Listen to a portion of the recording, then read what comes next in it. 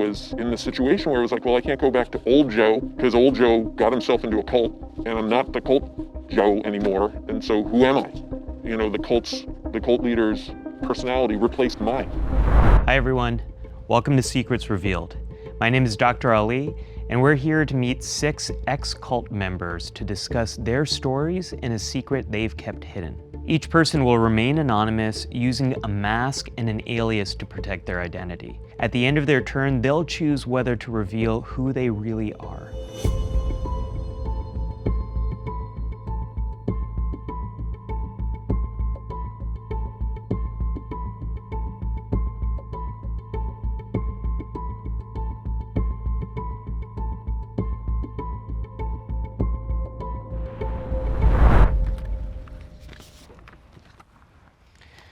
I was ready to risk my life for my cult leader. If this is your secret, please raise your hand. Joe, please share your story. Back in college, I took a meditation class, and it was just regular meditation. It was really cool, and they talked about enlightened beings and, you know, how they glow gold like Jesus or Buddha. And eventually, after going to a bunch of these, they asked me if I wanted to go see this guy that they thought was enlightened. He called himself Rama. And it was this really nice dinner, and everyone was nice and smart, and, you know, kind of the love bombing, you know. And damn it, halfway through the night he was talking, the whole room turned to gold. And I was sold. I was like, oh my God, if this guy can do that, this is the real deal. And everyone's thinking like, oh, you're drugged. And, you know, I tested it once. I went to one of the meetings, didn't drink any water, didn't shake hands, and it was even more realistic. And it's just, you know, came to find out it's just hypnosis. And, you know, when you follow someone that you believe is a God incarnate, and there's a promise of some version of heaven, the greatest gift you could give to this person is risking your life for them, taking a bullet. I'm not even a violent guy. And I was like, I hope I can take my life or defend him violently if it came down to that. My friends and family kind of figured it out that there was something wrong because I was suddenly interested in a career, and I cleaned my room, and I was running every day, and I was eating right. So they were like, something's up with Joe. And they found a local cult expert, and they had an intervention where they sat me down, and this was after lots of preparation where they were breaking the mind control up by trying to teach me how to think clearly without telling me I was in a cult, because then they'd literally never see me again. And so, you know, my life was sort of saved in that way, because I woke up and I was like, oh my God, guys, you wouldn't believe this. I believed. I was suddenly myself again. And then I was in this situation where it was like, well, I can't go back to old Joe because old Joe got himself into a cult and I'm not the cult Joe anymore. And so who am I? You know, the cult leader's personality replaced mine. When you popped out of this whole experience, what was that like for you? It was wild looking back at all the changes I made, even positive changes in my life. But what was also, if you do the work and you really therapy and healing, you come to find out, oh, I actually liked running every day. You know, meditation. I can't say that I keep my room clean anymore. You're wondering, who is Joe if I'm not a part of this cult? Have you figured out who Joe is? Yeah, it's been a while. And not that I'm recommending anybody get in a cult, but that reset really made me look at myself. And, you know, I enjoy writing. I enjoy making films. I'm a father of adult children, and my wife and I built a house in Maine all by ourselves. And, you know, just sort of that adventurous spirit and risk-taking, I think came out of that, because I don't know if I was doing that before. Joe, I'm wondering if you feel comfortable removing your mask at this time. Yeah, I will.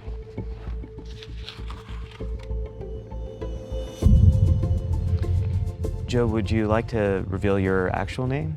Yeah, my name's Jim. Jim, good to meet you. You too. Mm-hmm. What was it that made you want to remove your mask today? Well, I think it's really important, and no judgment at all, because I get it. I think it's, you know, owning up to your experience and showing everybody that, you know, there's no shame in owning your past trauma, and to be an example to everybody who might be now or had been in that kind of experience, that it's okay. Talk, be out there if you feel safe. Yeah. I think shame is something That is a powerful emotion that can hold us back. And it's so great to see that you're in a place where you can own that, share it, and help other people to move forward too. Thank you. So thank you. My children were taken from me after I left the cult. If this is your secret, please raise your hand.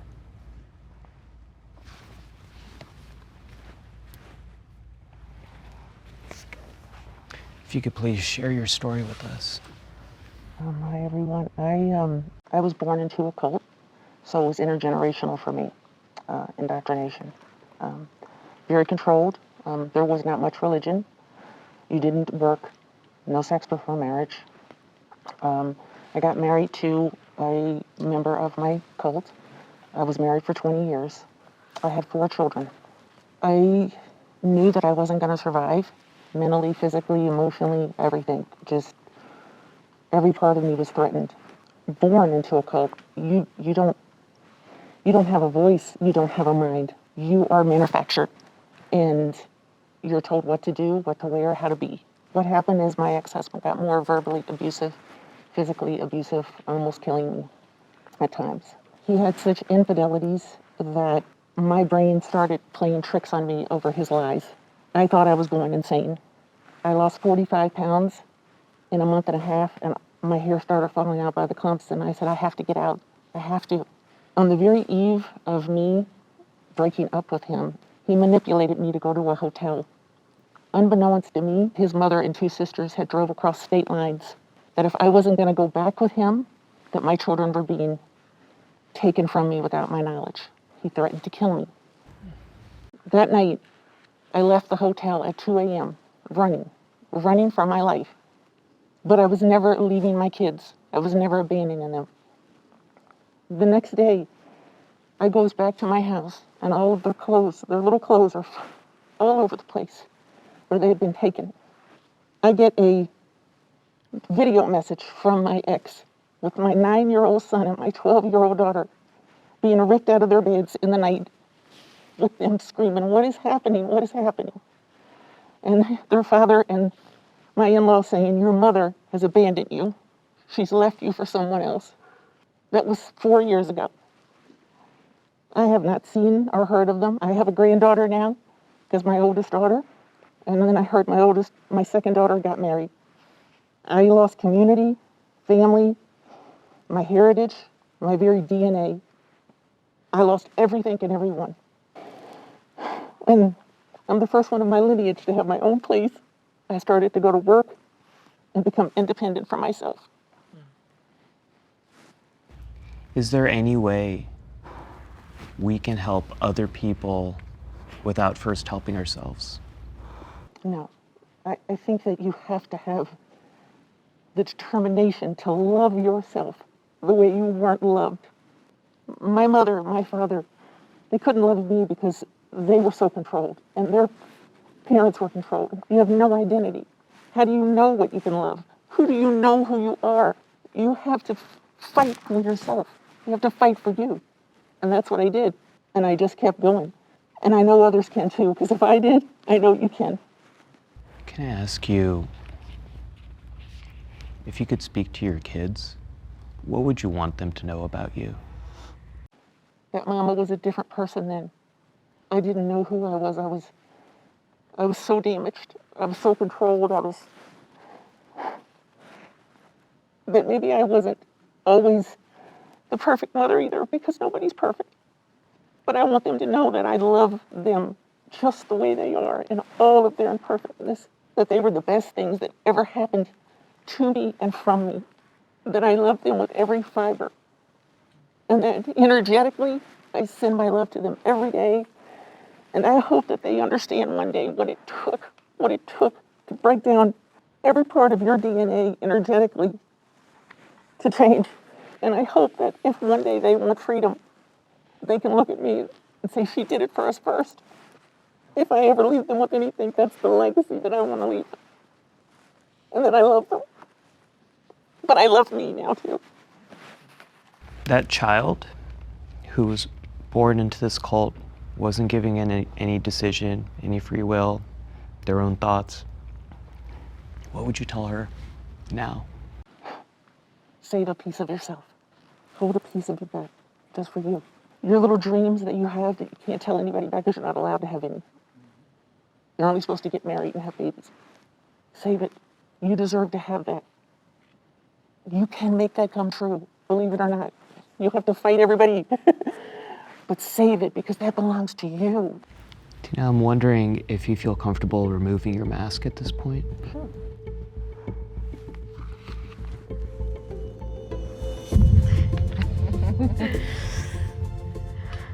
Hi, everyone. Would you feel comfortable sharing your name? My name's Mary, Mary. Mary, thank like you. many of my people before me. Mary, it's good to meet you. It's good to meet you, Doctor. It's good to meet you all. What was it that made you feel ready to remove your mask?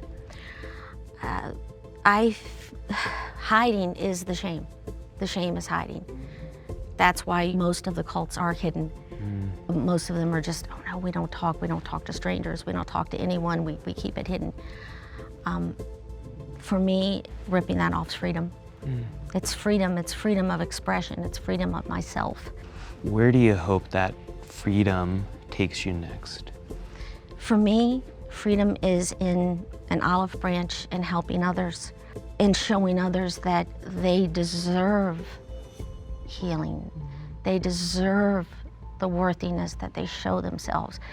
They deserve to have their own mind and emotions back, but be gentle with themselves because they're not broken.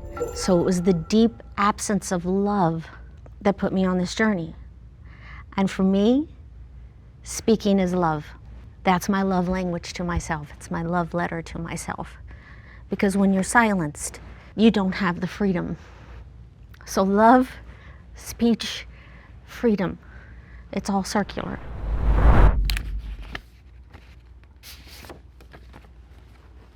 I struggled with my sexuality in the cult. If this is your secret, please raise your hand. Tony, please share your story. Calling it a cult is, that's more of a new thing, I guess. It's just a church. It was called the Worldwide Church of God, and it was an organization. It was considered like a Christian church that believed in the entire Bible. It was a very strict church. We didn't really have friends like that. Everything was come out of the world.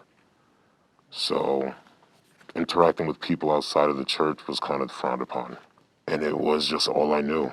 I would say I had a relatively good childhood. My parents did the best they could. But looking back, it was a little crazy, man. We were crazy. We didn't eat certain things. God, everything was just like so private and racist. It was mostly white people. And we were like very conservative. So, God, I just remember not being able to do anything that other kids could do growing up. Everything was so forbidden. I started being groomed to become a minister in this organization. I was told that I was good with kids and things like that, and that I would make a great minister. You needed to be married in order to counsel married couples and people. And so I was also groomed into becoming married. And I just remember feeling so much pressure. Well, this is what God wants me to do. I have like a complex now, like here I am, I'm a grown-ass man, and I always kind of feel like I've got some feeling on my shoulder. Every single thing that I want to do is like, does the church want you to do this? Does God want you to do this? It's like making decisions for myself is just, even today it's still, it's like everything is so self-doubt, just doubt myself. Constantly sabotaging myself, trying to move forward, and then taking steps back because I don't know if I'm doing the right thing that God wants me to do. And so I ended up marrying my wife, who I really loved at the time, and following the protocol of being a good Christian, and also started having I don't really know how to say it, but I just felt as more pressure mounted, I sexually became a little bit more, I don't know, man. I don't even know how to describe it. But it just wasn't Christian. It wasn't what I was told that I was supposed to do, and it definitely wasn't right within the context of me supposedly supposed to be married to my one wife. I can never say I'm gay, ever, because I just don't feel that. But there was some latent homosexual desires. Seems like because of this religion or cult, self-doubt was so much a part of your life, because every decision, every action, what's right and what's wrong was determined by this group of people. And so it's got to be so hard to figure out what your voice is, what you want, when you have that whole experience through your whole life. Well, I knew I wanted to be accepted. I think that was the big thing. It's very difficult for me to blame this on the church because there is, I think, something in me that was drawn to this. I don't know, I kind of find that certain people are drawn to cults or thing. It's like there's something inside of us that is drawn to these people telling us what we need to do. So I don't want to blame the church. I decided that I wanted to be a good Christian preacher, and that is what I believe God wanted me to do. Tony, it sounds like you've been searching for acceptance from this community. What would it take for you to accept yourself? I don't know, I guess doing things like this, talking about it, it's kind of like an everyday thing. Like sometimes I do and then sometimes I don't. I eventually left the church. Unfortunately, it just kind of, everything blew up. I joined voluntarily a reparative therapy organization that was different from the church. They didn't direct me to do it. I just felt like, you know what? I'm having these sexual feelings. Maybe I should join this organization to rid myself of this. And then, oh man, I ended up, you know, hooking up with one of the people in the group, which is so cliche. I mean, that is the gayest ever, honestly. You know, like so ridiculous. And at this time, it really came to a head with my ex-wife. It kind of all blew up at the same time. I decided I couldn't take it anymore, so I left the church. I left the ministerial trainee program, so I left right before I was ordained to become a full minister. I left my wife. It was rough. It was a really rough time. And ever since then, I've been on this mission to kind of understand, is there something wrong with me? Does God like me or does God hate me? And can I make my own decisions? Tony, I can feel a lot of that pain you're still carrying right now. And it really seems like you're in the middle of figuring all this stuff out. Doing my best. Yeah. I feel compelled to like apologize to anybody I've hurt or, because I have a tendency to disappear. So I'm just compelled to apologize to my family or, people, that I've hurt as a result of me not being able to figure it out. So if I could just get that and communicate that, that would make me feel better. Tony, I'm wondering if you would feel comfortable removing your mask at this point.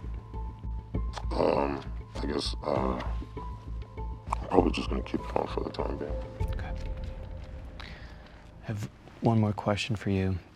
You mentioned that you wonder if there's something wrong with you. What do you think it would take to help you answer that question? Me moving forward in my life, I've kind of created a little prison in my mind. I tend not to blame other people or anyone, even the church, for my problems. I just would like to be feeling happier. And if I feel happier, I feel like I know I'm on the right path. I probably am on the right path anyway, just such right now.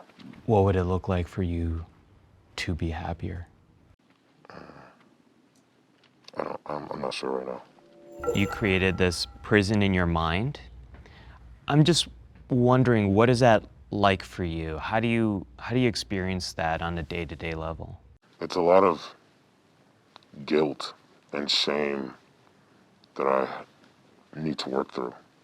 Constantly feeling like anything you do, God is going to be upset with you. That's like hell.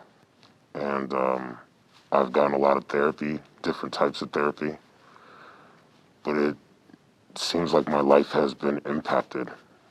It's like I can't get it out of my head that I'm not doing what I'm supposed to do.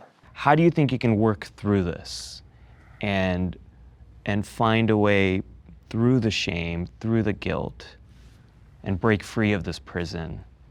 Around last year, I started telling myself that I'm here for the journey and not the destination. So in a weird way, I actually feel like this is an important part of the process. And instead of trying to avoid it or feeling like I'm less than or not doing something right, I've just accepted it, that this is what it is. And every day I tell myself that I'm worthy of good things in spite of the things that I've done or the life that I'm currently living. My family doesn't know I'm living in my car after losing all my money to the cult. If this is your secret, please raise your hand.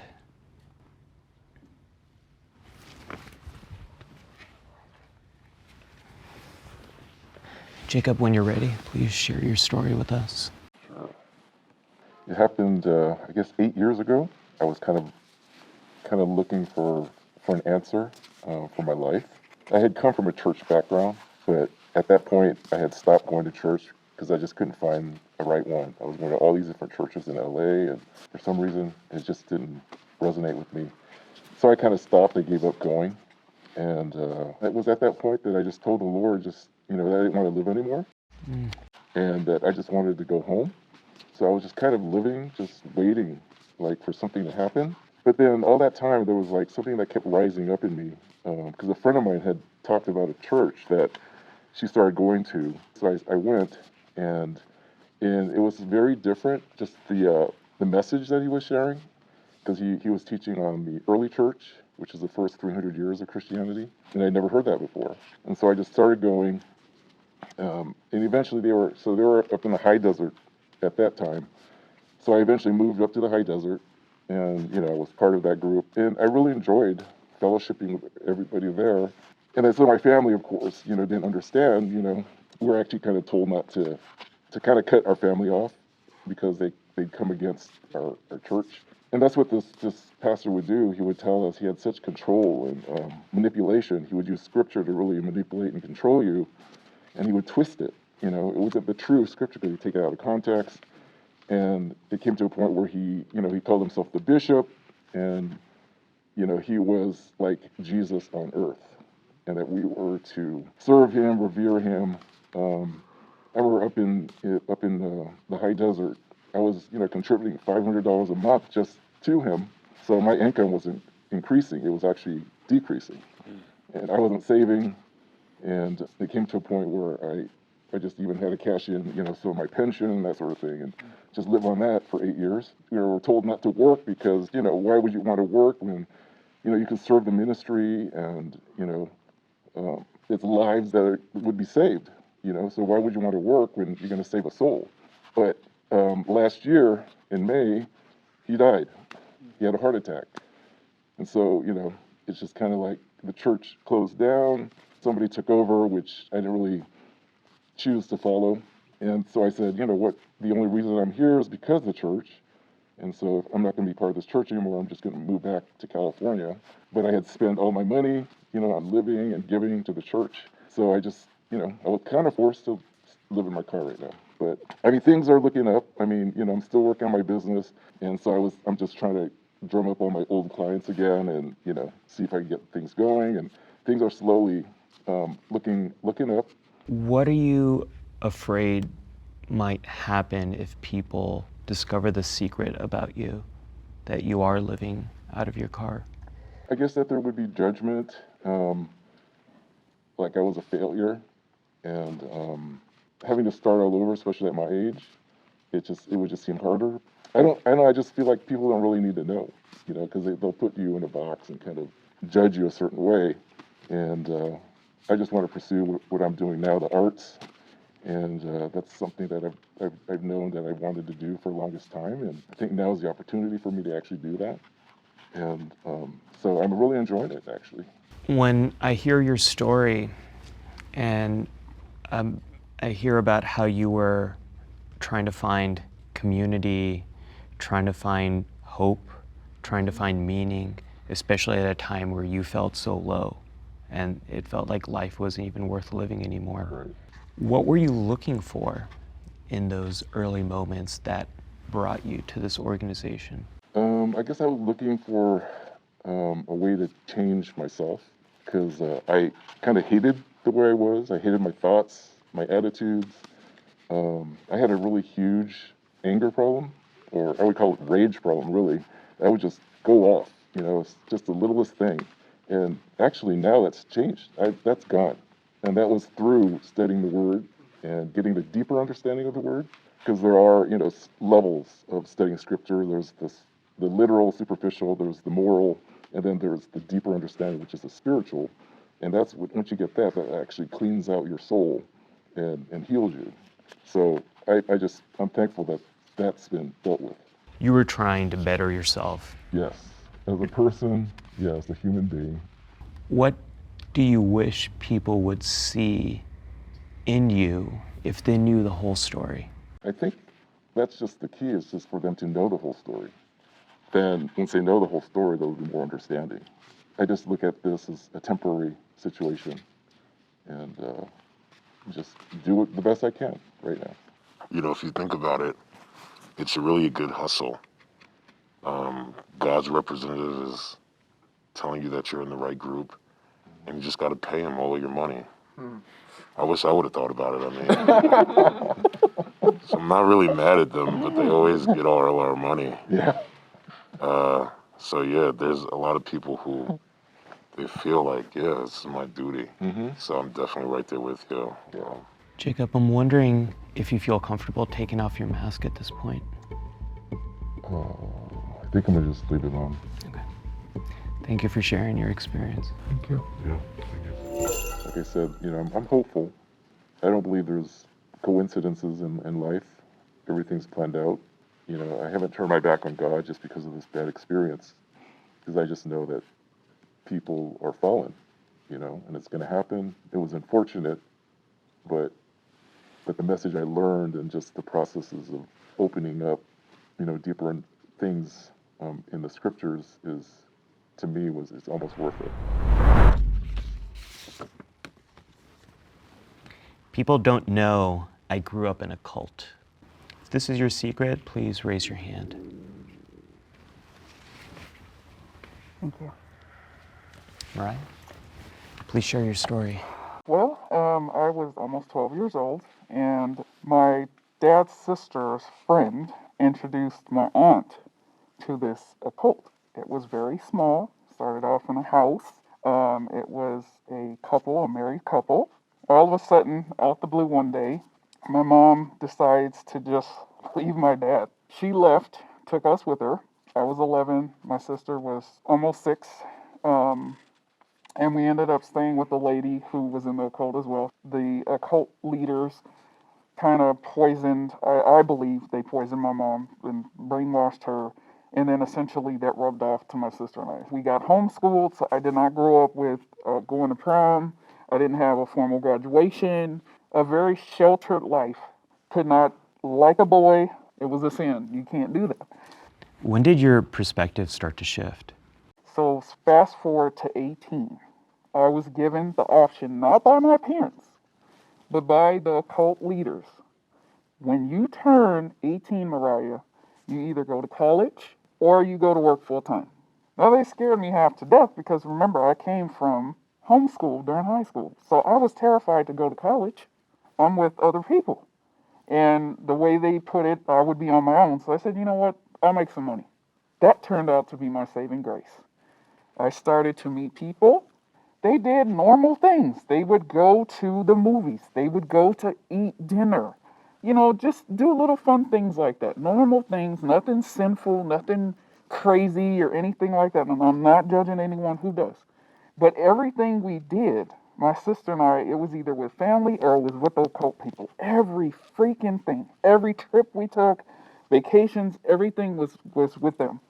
So when I worked at this particular job, I said, wow, you know, this is normal. And that just gave me the courage to continue to want to hang out with them and do things.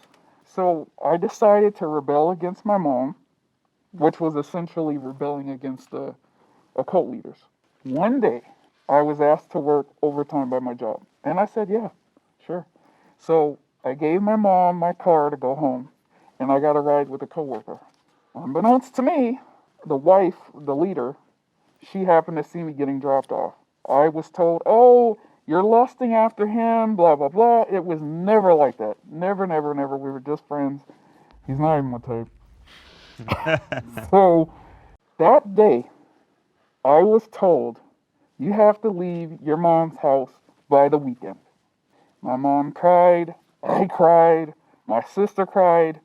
Thankfully, I ended up going to rent a room.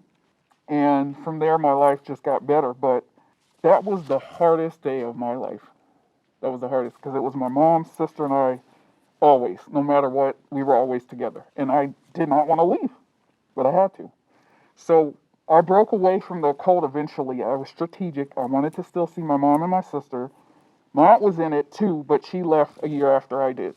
So to continue seeing my mom and my sister, who were extremely important to me, I wanted to keep in contact with the cult members. I would give them my tithes, give them my offerings so that they could still allow me to see them. But after a while, that was no good either. And so my mom, she calls me up on the phone and she says, I'm sorry, Mariah, you made your decision. Do not call. Do not come visit. And I cried and I said, you know what? Okay. I said, okay.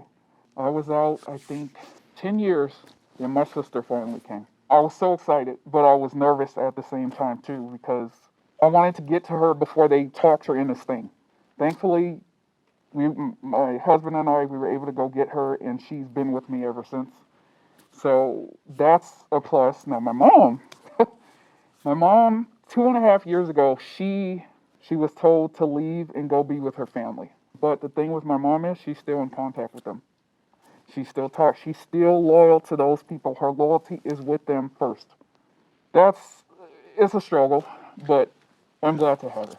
So this is a secret. Yes. No one knows about this experience. Nope. I'm wondering, what are you afraid might happen if people know the truth? Judgment. Even though I was a child, I didn't have a choice, but just judgment. Oh wow, you're weird. You didn't go through that. You didn't have a prom. You know, just normal stuff that most people experience. And then being so sheltered, simple things that may be simple for you guys or most of the world isn't simple for me. Yeah, your world became so small. Mm-hmm. So how can we really expect you to know how to do all these things when you didn't have the opportunity? Yeah. Mariah, can we ever blame a child for those decisions? Mm-mm. Was it ever your fault? No. Yeah. It sounds like you were trying to be a good daughter, a good sister.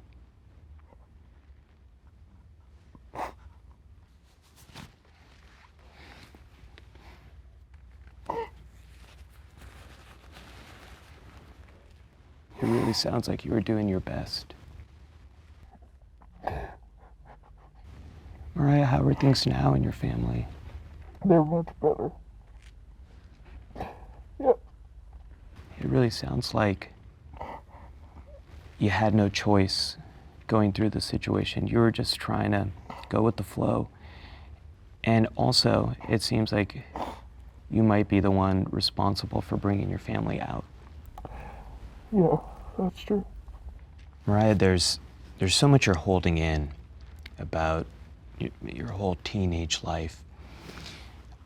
What would it be like for you to let that judgment go the judgment you have about yourself and how you think people will see you? It would probably be a huge relief, liberating. Yeah, I think so. I hope this experience and hearing from others can help you get closer to that. Yes. I think, Mariah, you might be surprised how many people feel the way you do, becoming an adult and not having any idea how to be an adult. Something a lot of us have gone through. Mariah, I'm wondering if you feel comfortable removing your mask at this time. No, Okay. Thank you for sharing. thank you.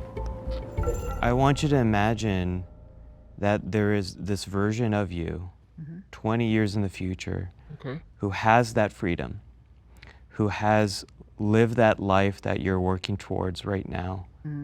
What would that person say to you right now? Life is short. Be yourself. Be authentically yourself.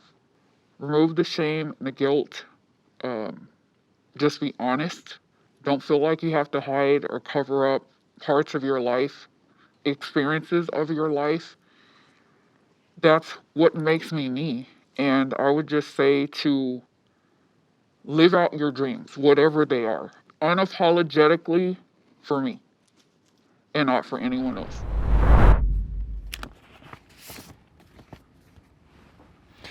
It took me nearly getting murdered to unlearn the brainwashing from the cult. If this is your secret, please raise your hand. Sarah? Please share your story. When I was 25, and this is much later from getting out of the cult, it was on my birthday, my 25th birthday, that I had stayed with this man for months already and was warned by other women to stay away from him, but I didn't know until my birthday how dangerous he was. I had been used to abuse with partners. This was very specific. The narcissism and the manipulation was very clearly something I knew well and was gravitating towards due to my childhood. And on my 25th birthday, I was trying to get away from him due to a fight, and I was in my room, and he bursted in with a knife and pinned me on the bed, started hitting me a lot. I turned around. I wasn't able to get up, and at some point, I remember being choked, and I woke up on the floor, and I had gone to the bathroom on myself, and I was lifted back up, and I was getting away saying, "You killed me." I don't know why, I kept repeating, "You killed me." And he got me back on the bed and pinned me and put the knife up against my throat. And to stop it from touching my throat, I put my hand in the way. My hand got really cut up and there was blood everywhere. And by the time he was done, because he did actually get up off of me, it was due to my experiences that I kind of knew how to handle it. My brain was calmed due to knowing trauma so well. My body just kind of calms during excessive trauma times. So I stopped and named him and was like, "I'm right here," tried to bring him back, because I knew the stare in his eyes was very familiar from previous abusers, where they just aren't there. And I kept saying his name, and I kept reminding him of mine. And eventually he stopped and very stoically stood up and just kind of walked out very calmly. I was shaking. I didn't know what was going on. And at one point, I went into the bathroom, and he came back with a first aid kit. And he stopped and told me, "You have just been attacked. What would you like to do?" And this particular way of handling it as an abuser was very familiar. He asked me if I wanted to call the cops, and I knew that if I had said yes, it would be bad. So I didn't know what to do. I was hyperventilating and crying. And at some point, he left. My memory's foggy as to why. I was kind of in shock. When he left, I didn't know how to handle what had just happened, but I'm so used to being alone and dealing with my trauma on my own. After that, I was stalked and harassed by him a lot, and I had learned that he actually filmed us being intimate numerous times. And he posted all over the internet, and I would lose jobs, and people that I knew contacted me, and it was really rough because it wasn't just that event. Years after that, he would send stills and other things to family members and just harass me as best that he could. Many times I didn't know if he would come back to try to kill me because he seemed to know where I was all the time. And Unfortunately, like I said, it continued. I took him to court. He actually won. And due to a corrupt lawyer situation, I was told I can't even have a restraining order. So I had to leave the state. Sarah, I'm so sorry you have experienced so much. And it does not seem like you have experienced much safety in your life. You mentioned because of your childhood trauma, it seems like even the legal system, these things that are supposed to protect you, failed you. Yeah, exactly. And you get to a place where you know you're the only one you can rely on. So you become your parent and your siblings and the people you needed. What was it that changed things for you, where you realized this is not normal. This is something else? I had just started helping other women when this happened, and I think the thought crossed my mind where I was thinking to myself, how can I help others when I'm not there yet? And that's been a goal of mine forever, to get to a place where I can help others that, if I hadn't had that one person or that other person, I wouldn't be here today. And I just want to be that for others. And so the motivation of this not only can't happen again, I know what I can do for people, so I need to stay alive and I need to figure out how I can become the person I know I can be. If all we've known is harm and abuse, we start to believe that that's all we deserve. Right. And I'm wondering if that was part of the experience you had in your life. Absolutely. My self-worth was nothing. I've always thought death was a mercy, that to not be here is luckier than being here. I'm trying to be in my power, feel empowered again, and raise my self-esteem to the place where I know that I am a survivor as opposed to I just survived. I want to be someone who can thrive and not just get through every day, maybe. And that to me was sink or swim, either end it or go for it and really get some help so that I can be the person I want to be and help others in the process. Yeah, I can relate to, unfortunately, quite a lot of it, the abuse, strangulation. I know what it's like to never have safety, to never even know what that word means. That I understand that sometimes the only thing you can do is be alone to find a safety for yourself. But then you isolate because there's a terror inside of you, a terror. To go out and do what you're doing to try to help other women, that's a warrior. But at the same time, you deserve softness too. That's what we haven't had. Someone to just look at you and go, I see you just how you are. And I do. I want you to know I do. Thank you. Sarah, do you feel comfortable removing your mask at this time? Yes, I do.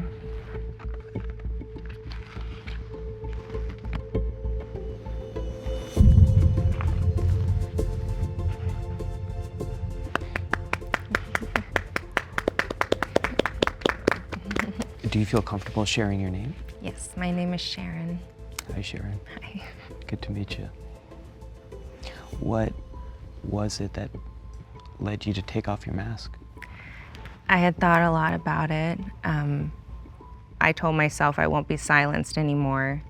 And because that happened, I need to show my face. Can I ask you, to anyone who's watching this and might be going through something similar to what you went through, what advice would you have for them? I think a lot of people don't really touch on the aftermath of cults as opposed to what happened in cults. And I think so many people think that just because their story is not as comparable as something they view as worse, that they just need to move on. And it will make them feel judged or weird if they were to bring it up. So just move on, figure it out. I think that that is so detrimental to people who have been silenced their whole life. Speaking up gives you that power to recognize where you are in your story, how much strength you've overcome and how much strength you have to just get through every day. And a lot of people don't understand that it doesn't have to be a severe event or several for it to be difficult to talk about your story. And I hope that what we're doing today can give people encouragement to realize just because this is worse than this does not make that less traumatic. What's your greatest hope for yourself today?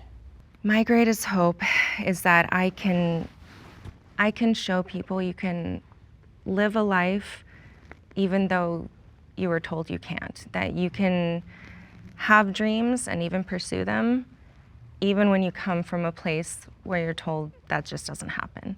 You can have peace and find isolation as well in that peace, but to understand the difference of this is my power, this is where I'm standing, this is my home, my haven, as opposed to nobody's allowed in that. I think that's a complicated mindset for people to navigate, and so I'm hoping I can encourage people to at least start the conversation to see where it goes for them. So much of your story resonates with a lot of the experiences people are going through right now. I think of having so much of their private lives made public against their will. Yeah. I'm wondering, what advice do you have to people who might be going through that right now? When there is kind of no more individualism, or you're not able to be an individual because of others kind of portraying you a certain way, whether it be on social media or otherwise, it can really distort your healing process if you let it to where you can't fully be who you are without worrying about backlash. So I think it's really important for people to really consider who they're talking about and what they're sharing when it's not their story or their journey or even their life to show or tell. In a society with a lot of social media, that's very difficult to do, and I do understand that. I really appreciate the courage that everyone has brought to this moment and sharing so much of yourself with each other. I want to give one more opportunity to anyone who hasn't removed their mask, if you feel comfortable to remove it at this point. Is there anyone who'd like to remove their mask at this point? I'll do it.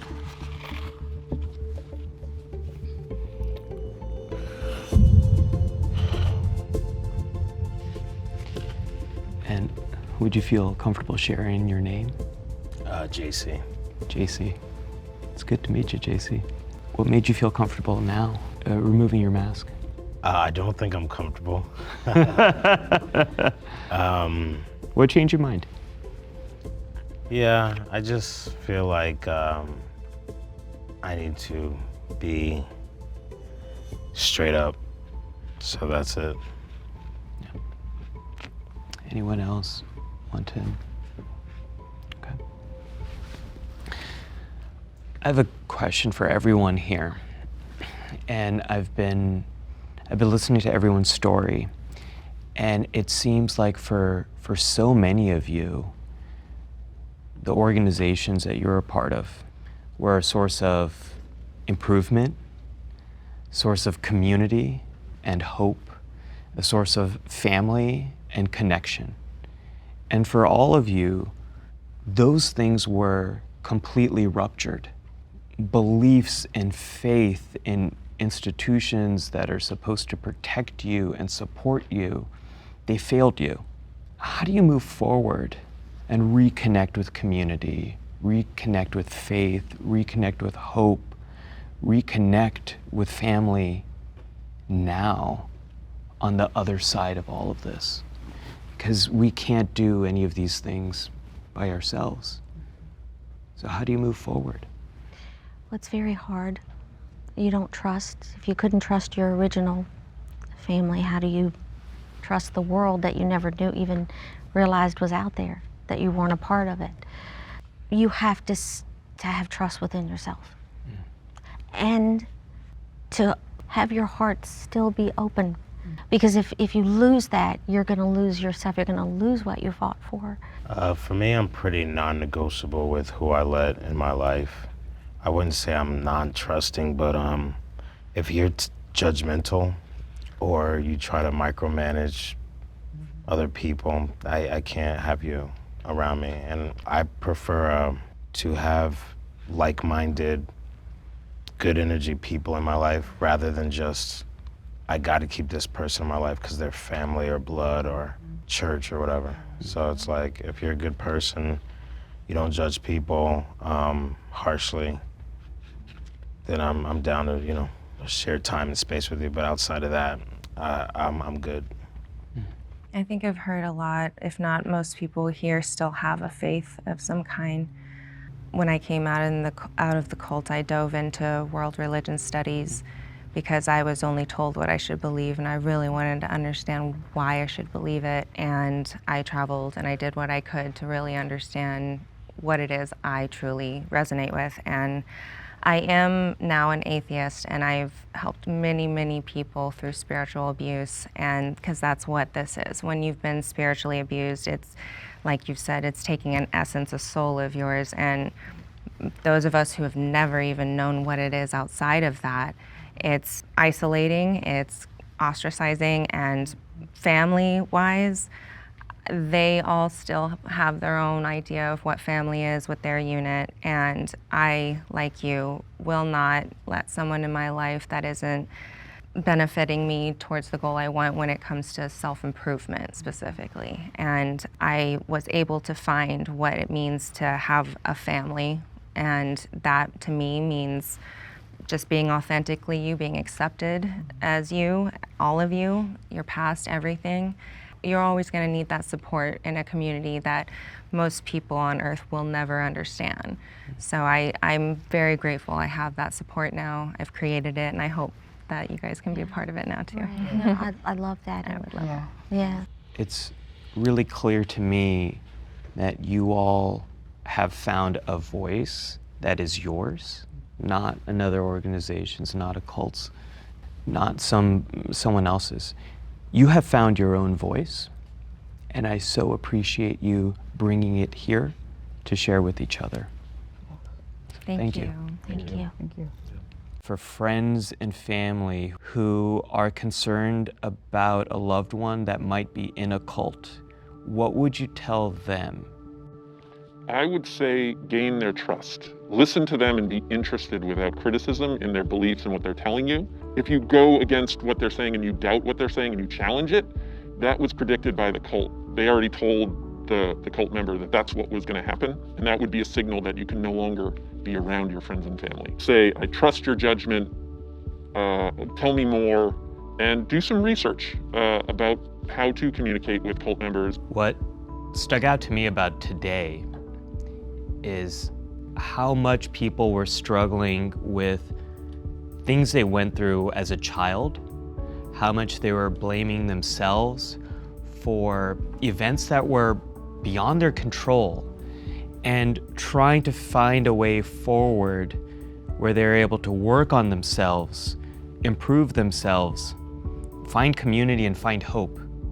And that is such a universal experience that I connect with, and I think many other people connect with as well. We're all just trying to work through the tough stuff we've been through and find a way forward, make ourselves better, connect with other people in a world where finding connection is so hard. And so, of course, if it is made easy for you, of course, if someone is offering you some hope, some connection, this idea that do X, Y, and Z and things are going to get better, of course you're going to take that opportunity. And it's easy to hear these stories and wonder, gosh, what would I do in that situation? And I think given all the right circumstances, so many of us would be vulnerable to joining a cult. The most important thing I've learned today is the very first step is finding a way to love yourself, despite everything you've been through, despite all the actions that you have taken and not taken. We're all human, we're all trying to do our best, and we all hold some type of secret inside. We all hold some type of shame. But if we're able to find one small way to share one small piece of that secret, we carry less shame and we are able to take that next step forward in our journey. Thank you for taking this journey with us today, and we'll see you next time.